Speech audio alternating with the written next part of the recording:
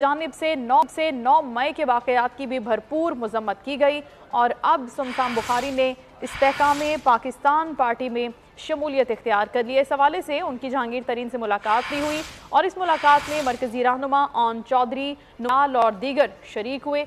समसाम बुखारी ने इस्तेहकाम पाकिस्तान पार्टी में शमूलियत का फ़ैसला किया और चंद रोज़ में बाज़ाब्ता तौर पर प्रेस कॉन्फ्रेंस करके वो अपनी इस शमूलियत का ऐलान भी कर देंगे और कहा कि मैं हर मुहिब्बे वतन पाकिस्तानी की तरह 9 मई के वाक़यात की पुरज़ोर मज़म्मत करता हूँ। उन्होंने कहा कि वायलेंस की सियासत पर कभी यकीन नहीं रखा, ना रखूँगा और ना ये कोई तरीका है।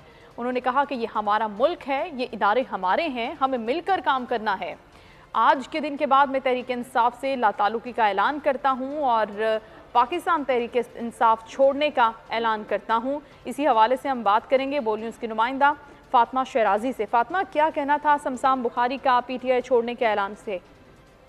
बिल्कुल, तहरीक इंसाफ की कई सीनियर रहनुमा ऐसे हैं जो तहरीक इंसाफ को छोड़कर इस्तेहकाम पार्टी में ऐड हो चुके हैं, जिसमें आज एक बहुत बड़ी खबर सामने आई है कि सैयद समसाम बुखारी, जो कि तहरीक इंसाफ के बहुत ही दरीना कारकुन भी थे और रहनुमा हैं और मिनिस्टर भी रहे हैं, उन्होंने तहरीक इंसाफ छोड़ने का ऐलान किया है। और मुलाकात में मरकजी रहनुमा ओन चौधरी, नोमान लग्रियाल वगैरह शामिल थे। उन्होंने दो टोक ये ऐलान किया है कि मैं पाकिस्तान तहरीक इंसाफ छोड़ता हूँ और इस्तेहकाम पाकिस्तान पार्टी में चंद रोज में बाज़ाब्ता तरीके से प्रेस कॉन्फ्रेंस करके सबको वो शमूलियत का ऐलान भी कर देंगे।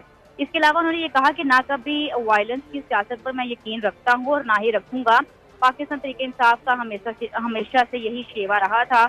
और दूसरा उन्होंने ये कहा कि ये मुल्क हमारा है और ये अदारे हमारे हैं और इंशाल्लाह हम जो है इस्तेहकाम। ठीक, बहुत शुक्रिया फातिमा, आगाह करी थी आप।